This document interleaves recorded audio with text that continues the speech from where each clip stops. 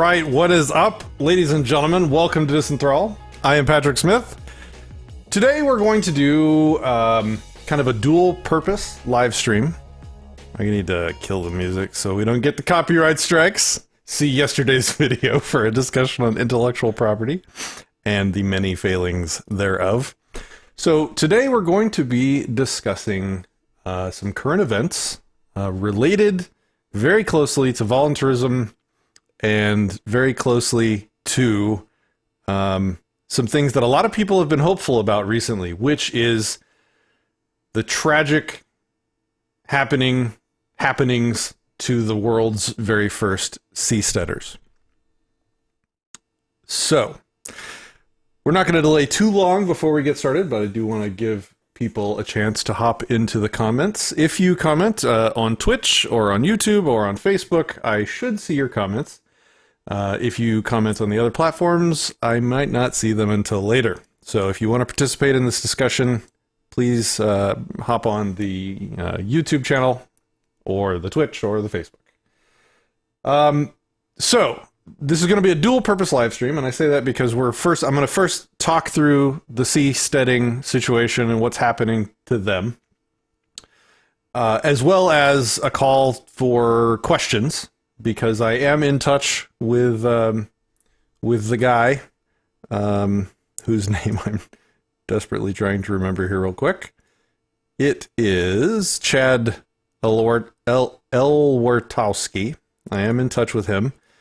He is basically waiting on me to get back to him with questions from my audience. So as we go through the story, if you guys have questions, please type them in the comments. Maybe put in all caps like question : and then type your question, and I will grab all those questions, collate them, and send them over to him, because he's not able to do a video or audio streaming from his current location in hiding, and we'll get to that in a moment. So that's the first purpose of the live stream, was to kind of tell people the situation, get their comments and questions. And then the second thing is, like, this is our first time back in quite a while. So I wanted to give everyone an update on the status of my family, my daughter's medical situation, and then maybe a status and an update on the channel, Disenthrall, and how it's been going and things like that. I'm going to do that at the end, so the people that are interested in the seasteading stuff can get that first, and the people that want to hang out for the chill and ask me, have conversation section, we can do that at the end, and people can stick around for that if they want and if they choose to. So let's get started with the seasteading information. So the way I really like telling people the stories of what happened is just telling it to you, how I discovered it, how it happened for me, right? So in this situation, the first thing that the very beginning of the news was kind of like this exciting announcement from Ocean Builders on April 15th. They were going to do their initial seastead offering. They had kind of completed some designs on, this new seasteading building, and they were going to offer the first 20 of the units for 1% of the price up front, to have the first 20 seasteaders buy their new seasteading houses and get them started, to kind of, judge the demand for their product. And this is a pretty cool article. Their renders look pretty neat. They got kind of a more polished design than the one that was the first one that was floating in the ocean. And they had these designs. They got some cool stuff, like now you can actually climb down inside the spar that goes down into the water for storage and things like that, which is neat.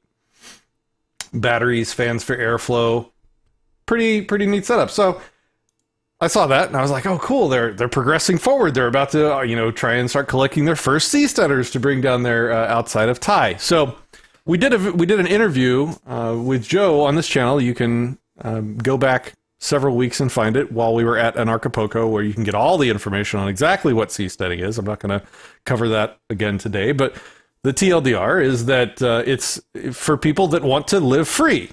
And so, a lot of times when you're talking to people and you're like, well, I want to be free now. I don't consent to being controlled by this government. And they respond with, well, why don't you get out, go somewhere else where you can have the freedom that you want? Well, The only place that isn't currently owned by a state or a state government is the middle of the ocean, or I guess maybe space.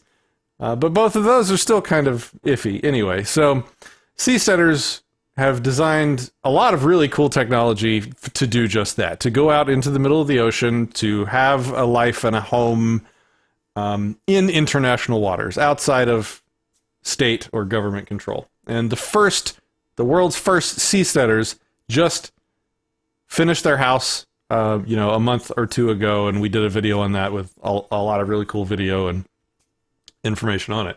Unfortunately, it seems that it's not quite so simple.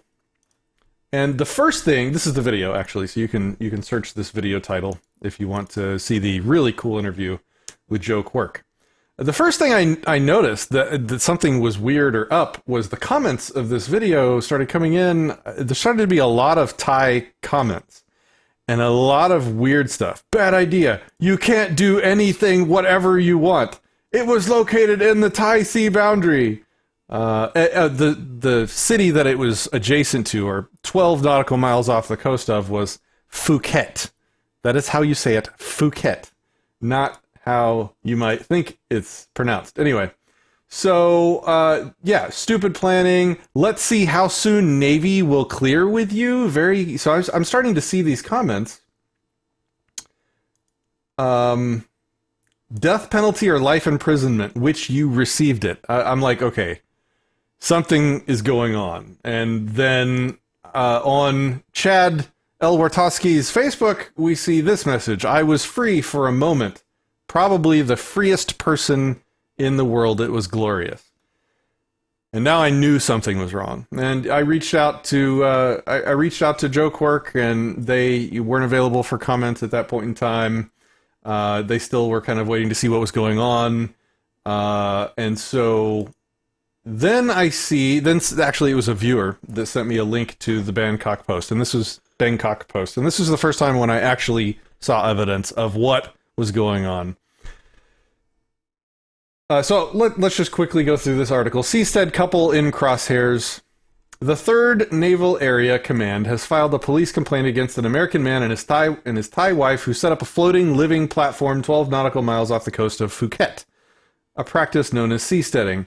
A staff judge advocates from the command were sent to lodge the complaint. Let me skip through here to the important bits. They accused them of breaching Section 119 of their magical spells. They call criminal code. The section concerns any acts that cause the country or parts of it to fall under the sovereignty of a foreign state or the deterioration of the state's independence. So they're saying that they breached this magic spell law by deteriorating the state's independence or causing parts of the country to fall under the sovereignty of a foreign state. It is punishable by death or life imprisonment. 12 nautical miles, international waters off the coast of their country. They just, through fiat, decide that they're breaking a law in their country and now have the right to kill them or put them in a cage for life. The regional office will be contacted to remove the structure from the sea soon. If it's left untouched, it will hinder ship navigation. This was their only claim to try and legitimize what they're doing, but we'll find out later. This is absolutely spurious. It's a tiny little house. They have a beacon. We'll get to it. So, basically, their navy is set to destroy these people's house. And they're, guilty of a crime whose penalty is imprisonment or death. Then we see this message from Chad Elwartowski on his Facebook. Please share this post. Our lives depend on it. This is ridiculous. We lived on a floating houseboat for a few weeks, and now Thailand wants us killed. We had to go underground because our contact warned us before this came out. I'll say it right here. Nadia and I did not design, construct, or pay to have the seastead constructed. We promoted it and lived on it. We helped out by giving the builder updates, and we participated in the launch. We did not decide where to put the seastead. We were enthusiastic supporters of the project, who were lucky enough to be the first ones to stay on it. Hunting us down to our death is just plain stupid and highlights exactly the reason someone would be willing to go out in the middle of the ocean to get away from governments. We never had any ill intentions, and even state plainly several times that I would not want to be a citizen of any seastead nation. We were hoping to bring tourism to Phuket with an underwater restaurant, floating hotels, medical research, tech jobs, etc. We had 3 wealthy entrepreneurs in the past week tell us they were coming to live in Phuket because they were excited about the project. We love Thailand. Nadia is proud Thai. She is a proud Buddhist who does not support violence. I am a pacifist who would not harm a fly. What we need, lawyers, someone high up in the U.S. that can help, administration in Thailand, things like that. So basically they're announcing to the world what's going on and are asking for any help or contacts that people have. So if you have those, reach out and help them. Yes, Alaya, now countries think they own the water. Well, it's interesting. Back when I did the interview with Joe Quirk about the Seasteaders, I said, this is kind of a slap in my face because, for years I've been arguing with people that say, even anarchists that say, if you want to stop supporting the state, then you'd leave the country so that you'd stop having to pay taxes and you'd go live in the middle of the ocean. And it was kind of tongue-in-cheek at the time, but then when the Seasteaders started doing it, it became, a real thing, right? A real possibility. If you want to stop being extorted to fund wars and all the evil that the countries do, it's now an option, or it was an option, to go live in the middle of the ocean. Well, now I think we're finding out that it might not be quite that simple. It's like they pick and choose what they own. Yeah.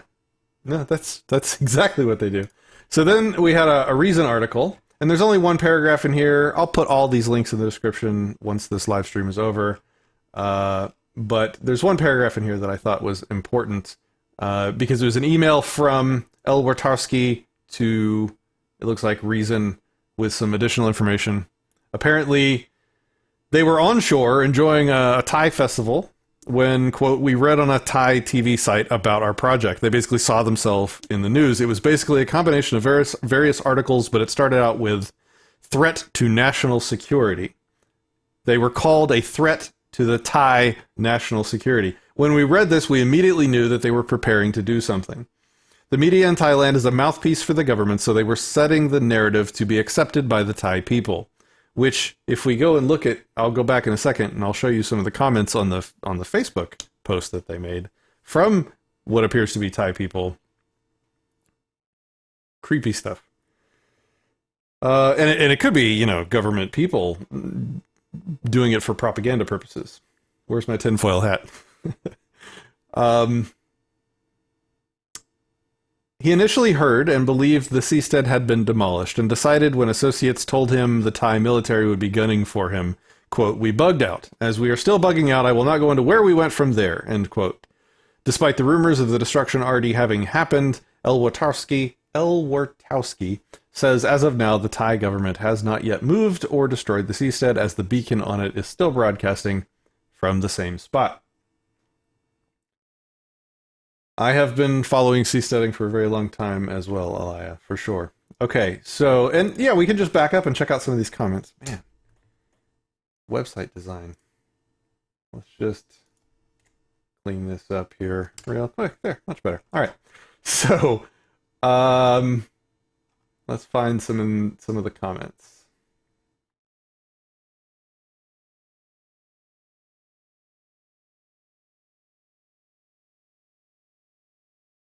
Where are the comments? I was sure they were in here. You didn't love Thailand, you just love yourself and the money. You want to break free, go make this at your country. I should have had these prepared for you, sorry. So, again, I'll link this post in the description so you can go and catch up on these comments if you'd like on your own time. And then after I read after I saw the Reason article, then we see kind of the last update from Chad specifically, where he says Nadia and I are still safe. We're getting conflicting reports saying that the Seastead may still be there. There was a cell phone tracker on it, and it says the location on the AIS beacon is still showing the same. Shows up as a tanker. Beacon still broadcasting. Whether it's still there or not does not matter much to me. I'm more concerned about Nadia being driven from her home country and her family. Her son is worried. I hope they can be reunited someday. And then he talks about being worried that they demolished it and, you know, him having lost the belongings in the house. So basically he's still on the run. And then we have the official statement, which I will briefly go over from Ocean Builders. Official statement about the sinking of the first Seastead. We at Ocean Builders would first like to thank all the people who have sent their support and help. We do appreciate it. It has been reported that the first Seastead has been or is in the process of being demolished by the Thai Navy. It is also being reported that our first residents, Chad and Nadia, are being held responsible for building the Seastead and putting it in its current location. Nothing could be further from the truth. And they go on and talk about who is actually responsible for it.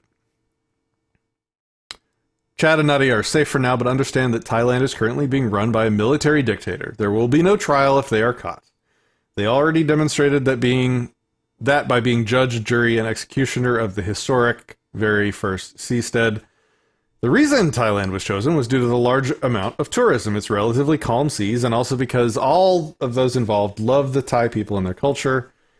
It is claimed by the Thai Navy, though, their media mouthpieces, that the Seastead is in a shipping lane. This makes it sound like there is heavy cargo traffic coming into Phuket. If anyone knows Phuket, they have one cargo port that gets maybe 1 or 2 cargo ships a week. They also admit that the Seastead is in international waters at least 12 nautical miles from land. This would infer that they are 12 nautical miles from land on either side of the Seastead, which would put the shipping lane at least 24 nautical miles. At least 24 nautical miles. The Seastead is 6 meters wide. It has a very bright anchor beacon and has a registered AIS beacon, which can be detected by any boat with any sort of navigation in the vicinity. The fishing boat captains in the area wave at them as they pass by. The Seastead takes up less space in the shipping lane than a fishing boat. Needless to say, this event has doubled down our efforts, and we can all clearly see that seasteading needs to happen now as tyranny creeps ever more deeply into our governments, to the point that they are willing to hunt down a couple of residents residing in a floating house in the middle of nowhere. We hope this issue can be resolved diplomatically with the Thai government and are ready to talk to anyone in charge at any time. Okay, so... Oh, and the April 15th sale of Seasteads is to be postponed until we can get everything straightened out and figure out the best path forward for everyone.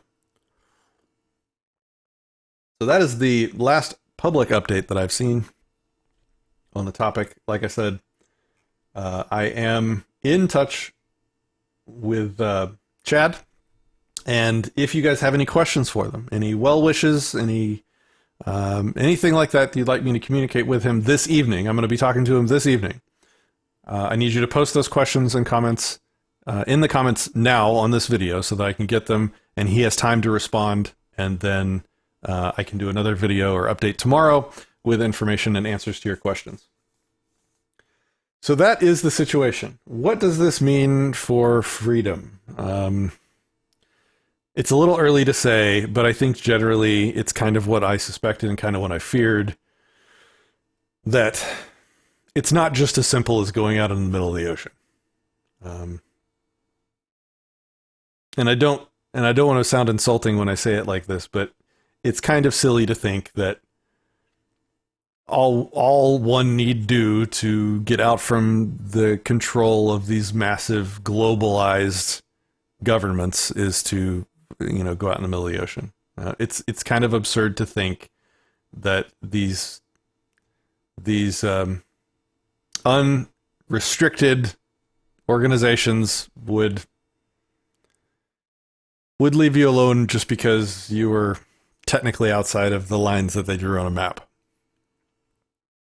I think there's plenty of precedent in history showing that they don't care about the lines on the map. They will do what they need to do. I do find it interesting, though, that the Thai government was triggered by a couple people in one tiny little house. And I say triggered insultingly because how's a massive government going to be triggered by a little floating house? It's like the mature thing for them to do would have been ignore them.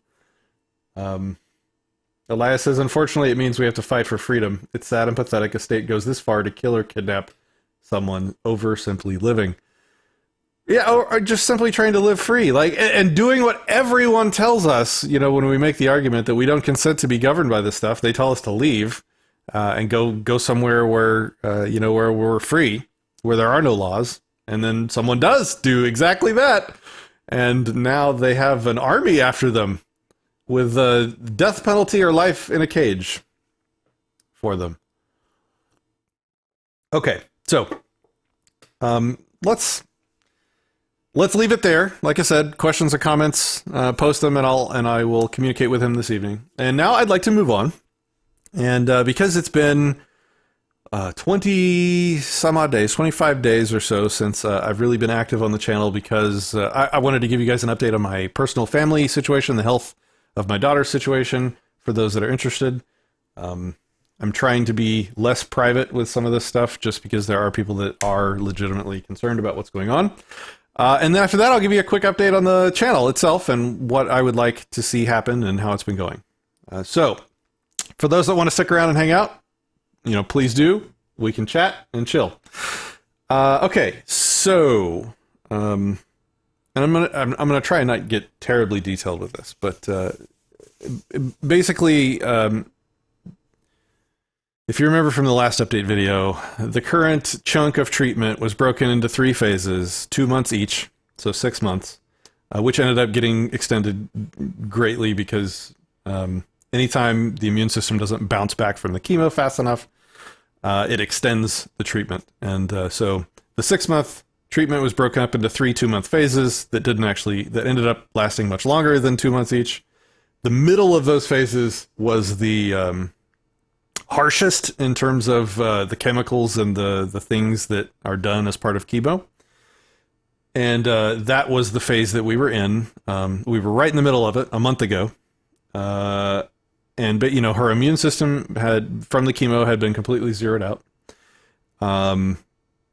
And to the point where, even just the basic bacteria living on her skin were a danger. And it turns out that, she started running a fever, which you have to take extremely seriously. You have like 30 minutes from the time you detect the fever to rush her to the hospital so that they can get her on antibiotics and check and get things under control again. So we did. This was a month ago. And it turned out to be a combination of things that resulted in her needing to stay in the hospital for an extended time. So I think when all was said and done, she was in there for 25 days.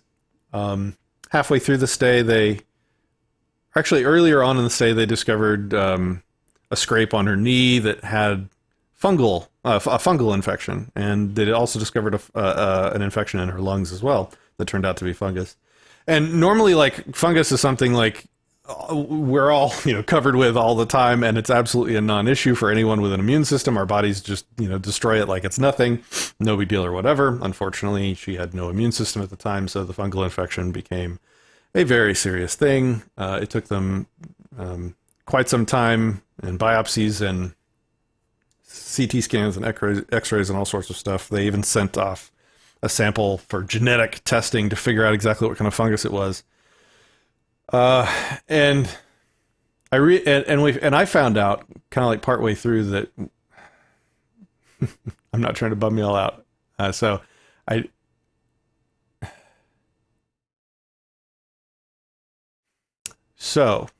without going into too much detail, we dodged a pretty major bullet without knowing. So, in immunocompromised people, there's certain types of fungus that are very frequently very fatal. I'm talking like 30% chance of surviving 90 days from the time you're discovered to have it. And thankfully, I guess she got her fungus on the tail end when her immune system was about ready to start coming back. And so she still has she's still dealing with the fungal infection because her immune system is still very weak comparatively, but it's on its way back. So, it's not life-threatening at this point. Well, how should I say? Everything's life-threatening at this point, but it's not like an emergency situation. The doctors aren't super worried about it.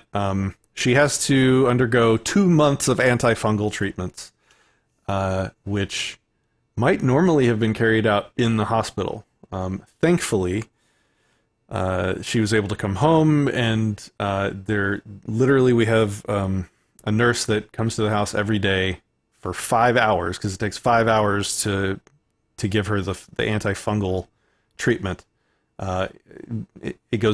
She has a port in her chest that gives them easy access to inject things, because they're injecting so much constantly. But so it takes 5 hours to infuse the antifungal treatments into her port. That happens every day. It takes 5 hours.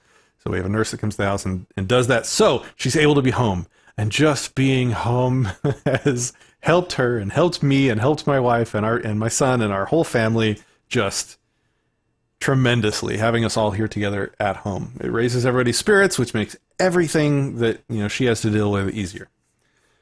So the summary is we have completed. It's really good. The summary is almost entirely good, aside from the persistent fungal infection that will hopefully be handleable. The good news is we've finished the hardest middle 2-month section of treatment. We're now into the third section of that 6-month treatment phase before beginning a long-term, like 1.5-year treatment. Anyway, God, so many details. We made it over the hardest treatment phase. That is behind us. So in terms of difficulty and harshness, it's downhill from here, basically. Downhill in a good way. Like, it gets easier from here is what I'm trying to say. So hopefully the fungal thing goes well, and the treatment proceeds, and she was allergic to part of the fungal treatment. So as long as her allergies don't get too pissed off about the fungal treatment, she will be able to stay home. And I mean, compared to how the last month has been hell. So now that that's kind of behind us, and now that everybody's home, I'm hoping to really hit it hard with this channel and hit it hard with my activism in the world. And that kind of segues me into the next thing I wanted to talk about, which was I wanted to just kind of chill with you guys. Thank you, Sherry. Much love to you and yours as well. That kind of segues me into the last thing I wanted to talk about, which is the channel. I really did not expect that video that we did, or this few series of videos that we did on the Houston police murders, to blow up. But just the 1 or 2 videos on that specific topic doubled the channel's subscriber counts. It's like the most viewed video in the history of the channel. The market has shown a pretty clear demand for commentary from a principled perspective, voluntarist perspective on news. And I had a lot of fun doing the research and doing the journalism on that story and compiling information and bringing it to you guys. So if I have the market, saying that they enjoy that stuff and I had fun doing it, then that's a good combination. I could keep doing that. And so my plan was like, okay, let's start doing some more of these. It's really fun and engaging and mentally exciting for me to try and apply principles to current events. And if you guys want to hear that stuff, then great. We've got a match made in heaven, so to speak. And so like I start watching like for the next story that I wanted to dive into and research and cover. And the next thing that happened was that Muslim mosque mass shooting in New Zealand. And I didn't know about this. Here's how I found out about it. So I found out not by reading a headline or seeing it on my news feed. I have people now that send me news as it breaks. They private message it to me.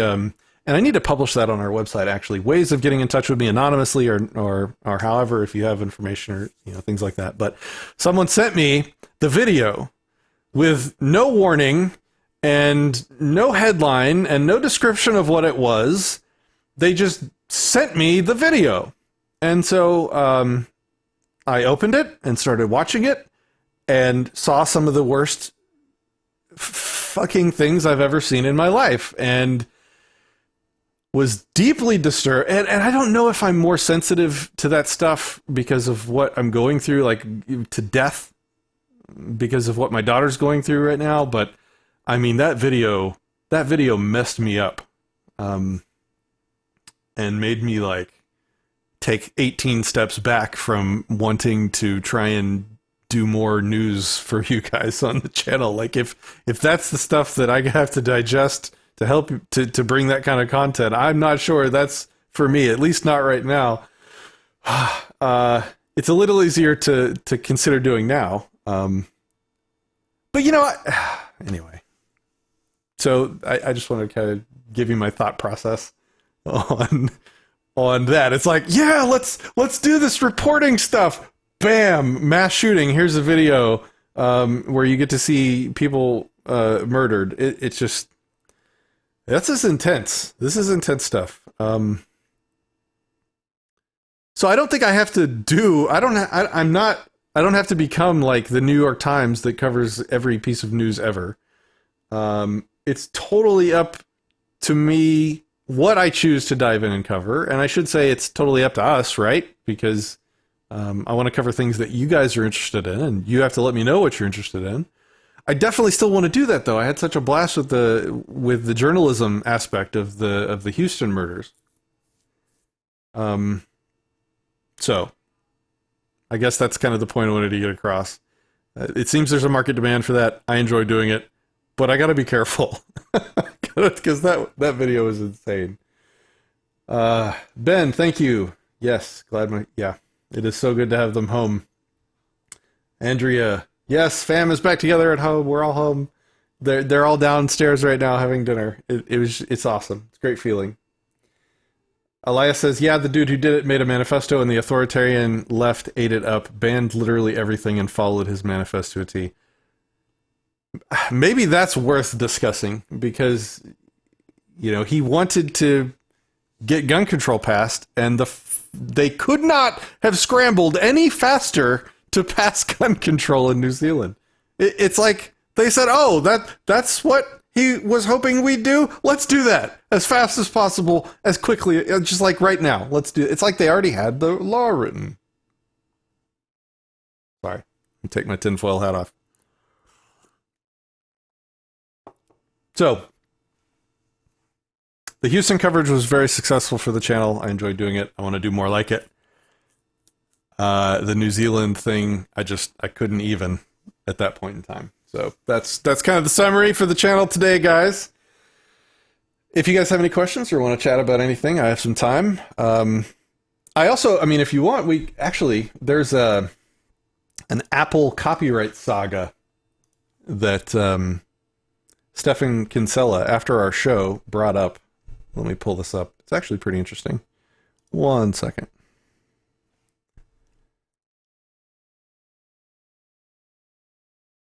Trademark thing. Apple Core v. Apple Computer. I don't know if any of you guys have heard about this, but it's related to yesterday's video. Does this bother anybody else? Like, so many links that get passed around have the Facebook tracking IDs stuck on them. That just bothers me. Anyway. Apple Core v. Apple Computer.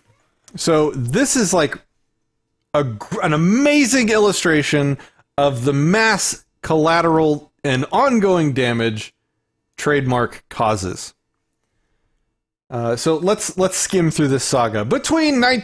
So Apple Core is well, let me read it, and if it doesn't explain, I will. Between 1978 and 2006, there were a number of legal disputes between Apple Core, owned by the Beatles, and the computer manufacturer Apple Computers, now Apple Inc., over competing trademark rights. The High Court of Justice in England handed down a judgment on May 8th, 2006. Why do they do the dates like this? I mean, day, month, year, I guess makes more sense. Just seems weird because I'm a hashtag American.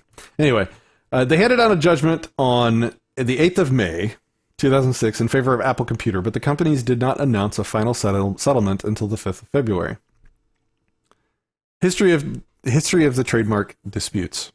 In 1978 to 1981. In 78, Apple Corps, the Beatle-founded holding company and owner of their record label Apple Records, filed a lawsuit against Apple Computer for trademark infringement. The suit was settled in 1981 with an undisclosed amount being paid to the Apple Corps. This amount was later revealed to be $80,000. As a condition of the settlement, Apple Computer agreed not to enter the music business, and Apple Corps agreed not to enter the computer business.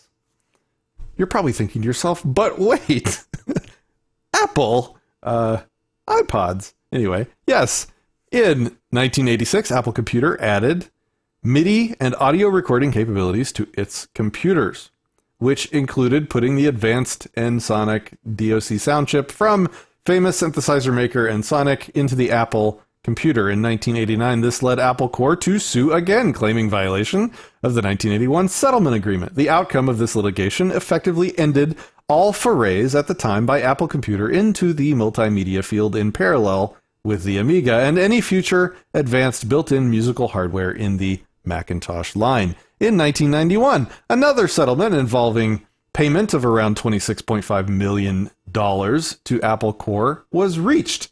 This time, an Apple employee named Jim Reeks had included a sampled system sound called chimes to the Macintosh operating system. Outlined in the settlement was each company's respective trademark rights to the term Apple.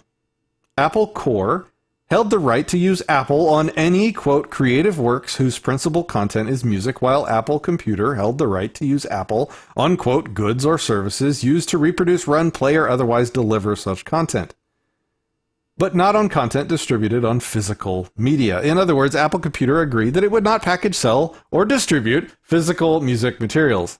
In September of 2003, Apple Corps sued Apple again, this time for breach of contract, using the Apple logo in the creation and operation of Apple Computer's iTunes Music Store, which Apple Corps contended was a violation of the previous agreement. Some observers believed the wording of the previous settlement favored Apple Computer in this case. Other observers speculated that if Apple Corps was successful, Apple Computer would be forced to offer a much larger settlement, perhaps resulting in Apple Corps becoming a major shareholder in Apple Computer.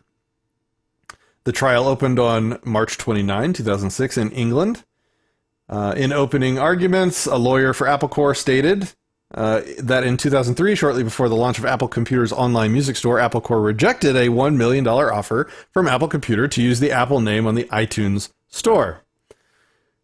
In 2006, May 8th, the court ruled in favor of Apple Computer, with Justice Edward holding that no breach of trademark agreement had been demonstrated. Whew. So, 2007, let's speed forward a little bit. There was a hint that relations between the companies were improving. On February 5th, 2007, Apple Inc. and Apple Corps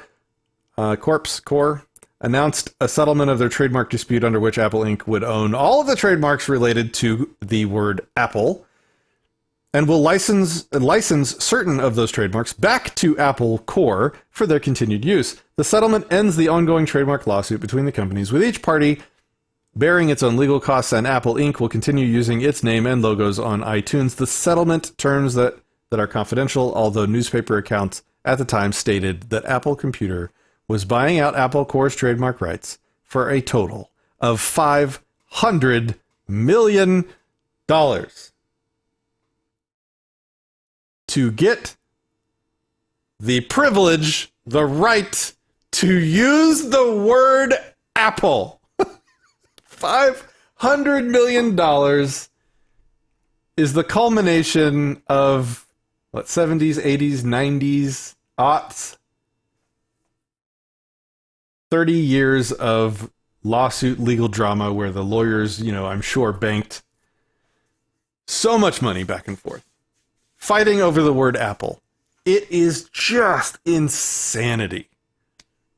And this is not unique at all. When I was researching the story about Tim Pool and the word Subverse, there was also another story I ran across. It was Empire Records, a record label, got sideways of Fox, the media network, for their show Empire. and demanded that Fox, it was kind of hilarious how they did it. Empire Records contacted Fox and said, look, you guys have 3 options. Option 1, you give us $8 million. Option 2, you give us $5 million and cast some of our record label artists on your Empire show as regular characters, or stop using the word Empire. It's just insane to me that people think they can control the use of words. Like, my name's Patrick Smith. If I was the first Patrick Smith, should I have the right to demand that no one else use my name? And if they are named that after me, that they have to change it or pay me millions of dollars? It's just dumb. It's just dumb and stupid. And so we had some, and dumb and stupid is not an argument. I know. But let me try and find the comment on the video. I offered to take it up with him in an actual one-on-one conversation after the fact. Let's see if I can pull this up for us real quick. Greetings, spellcasters. I am Patrick Smith. Welcome.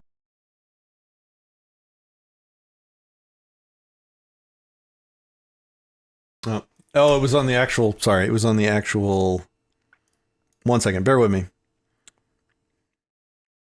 Your arguments seem insane, is what he said. How can you have control over everything in my, so this was in response to this video here. Let's talk Which might be fun to play, actually. Let's see if we can do this. about intellectual property rights for a minute. So I just watched Patrick's video, and it was, well, anyway, just watched Patrick's video. No, it's 14 minutes long. I'm not doing that to you guys. So it is this one.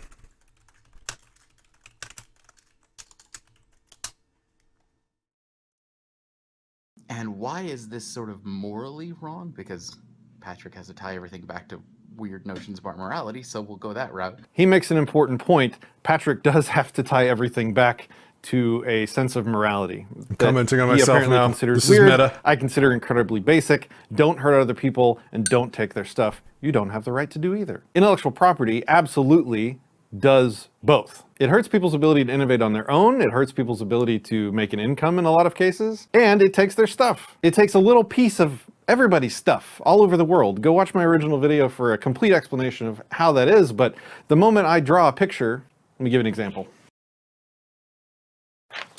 I'm about to, with the power of the United States federal government's guns and force and lawyers and bullies and courts, steal a portion of the control of all of your pieces of paper in the continental US, if not the world, through international copyright law. So it's going to be pretty magical.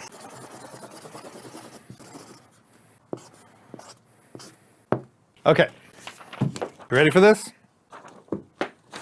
I have drawn a picture. This is a unique picture. It's never been drawn before.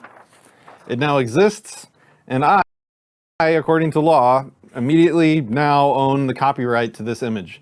No one else can use it, except for the purposes of commentary. So how does this take your stuff? Well, I now have a sliver of control over every single piece of paper you own, a sliver of control over your computer if it can generate this image. Actually, pretty much any matter that you control that you could assemble into something that resembles this, I now have enough control over to stop you at the point of a gun. That's intellectual property, and that's how it takes your stuff. Ownership is the right to exclude others from control or from access to something. It's the right to exclusively use something. I've now taken that from you. I now have a piece of control over pretty much everything you own as soon as you try and use it for this purpose. That fast, guys. Magically. Intellectual property. Doing that to you, that's what's actually immoral. I don't have the right to. Okay, so I thought that was a pretty succinct way of making that argument. Here was this comment that we got.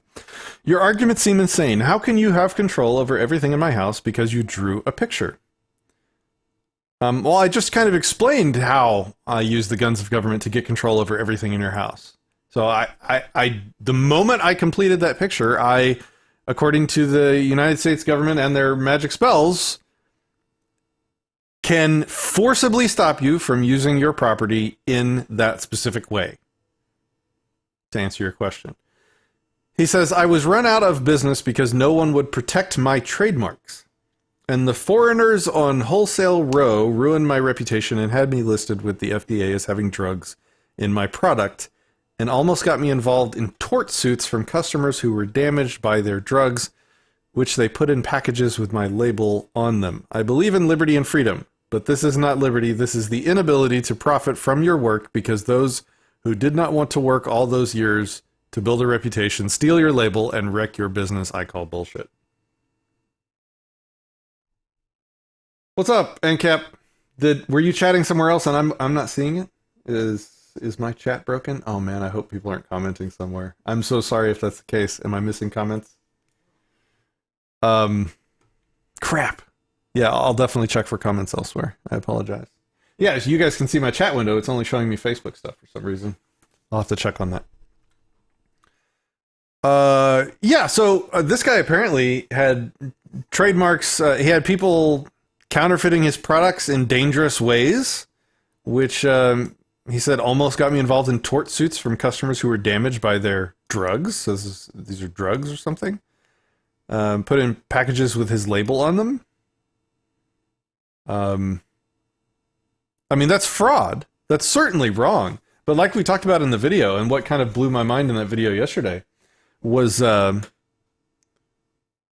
realizing who the actual victim in the situation was. Like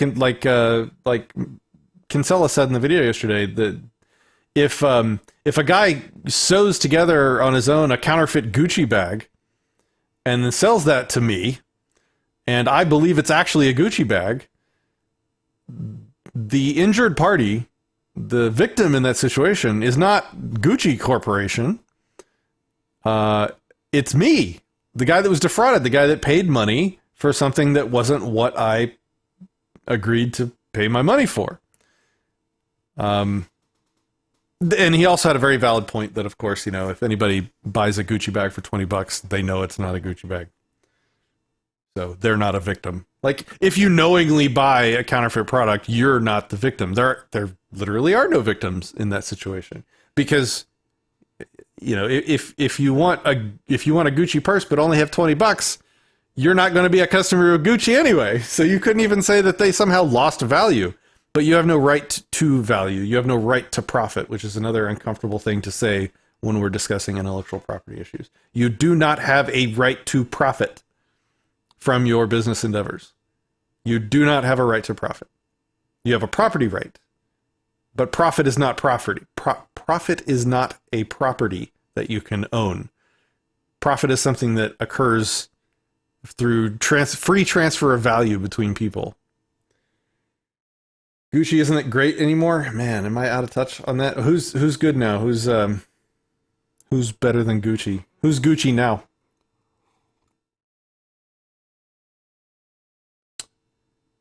No, still here. Nothing's broken. Good. NCAP Gamer says, Andrea, it is just typed over on Twitch. Uh-oh. Yeah, Twitch is not showing up. That's not good. I bet I have to relink the channel. I renamed it from the Not Army over on Twitch to Not Governor, so I probably have to relink it to my restream. That's probably what's going on. So I apologize for that. And I should be streaming on DLive now. NCAP, we should be on DLive right now, actually. I'll have to go verify that worked out okay. Giving DLive a try. And I guess the other thing I'll mention on the channel in general is I'd like to play video games like more. I would like to. I have a lot of fun with video games. That's part of what I enjoy doing, and a lot of what I get worried when I post content on my channel, like if it's not focused to the audience that is used to, you know, hearing philosophy and politics and activism, they're going to be like, what the hell is this video game stuff? And bounce out. But lately I've been watching Eric July a lot more, and I talked to him, and his channel is like him. And I like that. Like, if I want to watch what Eric July's doing, music, video games, cover songs, whatever, commentary, political commentary, I just go at his channel, and it's a random grab bag. And you know what? His recent comic book content has blown his channel up. He went from, five figure subscribers to six figures. He broke 100,000 subscribers because he's doing traditional, like, normie content that interests him. I need to start doing that too. I'll just do it. I don't see why not, Let's see. ANCAP, let's see. I play games. We should play sometime. Yeah, like, I think it'd be awesome to, like, play, like, set up an ANCAP server of, like, 7 Days to Die, or, some of the survival games, and have, like, an ANCAP server where, we play. I think it'd be fun. I guess I'll just start doing it and see if people are interested. Let me know if you are interested. So I guess that kind of rounds out what I wanted to talk about. We kind of went all over the place today, but like I said, I think that's fine. We covered the cease setting stuff. So, like, final reminder on the cease setting stuff, I'm going to reach out to him one last time tonight with a list of questions, and then I'll make a video tomorrow with his responses, because he's unable to, he doesn't have data right now for video or audio chat, so he's just going to give me text responses to our questions. If you have those, drop them in the comments of the video. Check us out on Facebook. We got a lot of new shirts in the swag store, including some a custom logo I had designed. I got to show this off before I go. This is actually pretty cool. Let's see. We have a new website too. All kinds of new stuff right now. I want to show off this design because I'm proud of it.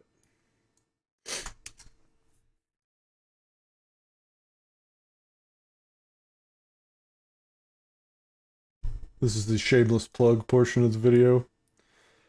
So we got some basics. I am John Galt. I just like that. But this is the cool custom logo I was talking about. So we got this Danish Joel repossession straight out of Atlas Shrugged, like a pirate thing going on. And I have another one that I'm going to release soon. It's like a pirate ship. You can get it on shirts and hats and stuff like that. Thought you guys might be interested. This is because we triggered some people in the Libertarian Party. This one right here. Minimum optics, maximum freedom. With our guillotine march, we triggered some people in the LP. So this shirt is kind of an insider one for people that don't like our optics with the guillotine stuff. A equals A. This was a really cool one that was kind of a personal thing that I was interested in. The non-contradiction axiom, irrefutable derivation of logic from the consistency of the universe. This is where it all starts. When we talk philosophy, when we say the words first principles on this channel, this is where it all begins. A equals A. Truth exists. Truth exists. And for any of the people that say, we can never know something to be true, here it is. This defeats their argument right here. I think that's powerful. So I put it on a t-shirt because that's what we do in 2019. If we think something's powerful, we put it on a t-shirt. I just gave an ice cream to me. Oh, a DLive! Oh, cool. Yeah, so Restream has no integration with DLive yet, so I am not even seeing any of that. I've got to up my game on all these platforms. But thank you. I appreciate it, NCAT. That's awesome. If I pull it up, it's gonna feedback right now. Yeah. So that is the swag store, shop.spreadshirt.com/disenthrall, and also check out our disenthrall.me website /platforms. Will show you all the lovely websites and stuff that we post to, including Pornhub. Also, I've been a lot more active on Twitter. I hated Twitter for like years and years and years, and then recently I've been tweeting like mad. It's cathartic to like sit there and be like, oh, Andrew Yang said some stupid socialist crap today, and I showed him. That's fun. I've been enjoying it. I've been having a blast. So you can find Disenthrall on Twitter, and you can find me on Twitter as well under Not Governor. I would avoid Liberty Gamers pretty two-faced. Isn't NCAP, aren't you in with Liberty Gamers? Uh-oh, I think we might have a fight in the comments starting. Take it to our Discord, guys. I'll be in the Discord server after the stream. Take it over there and we can figure out what's going on. But I think I'm going to end this here for now. I am going to try and start doing content a lot more frequently because I really want to give this a solid go over the next few months. So if you have topics that you want me to respond to or talk about, or news stories that you want me to report on, you let me know. Join the Discord server. Drop me a note through any of a million ways that you can get a hold of me these days. And like I said, I'm going to try and make a real go of it over the next couple 3 months, and see how it goes. If you want this channel to grow, then help me grow it, because I'm going to put in the work over the next few months. So if you'll do your part, if you want the channel to grow, please share it everywhere you can, and let's grow this thing and have a blast doing it. So I think we're about to fight over ANCAP Gamers or Liberty Gamers in the chat. So take it to the Discord server. Let's talk it out. I will catch you guys soon. Take it easy. Oh, I'm big. Now I'm gone. Okay.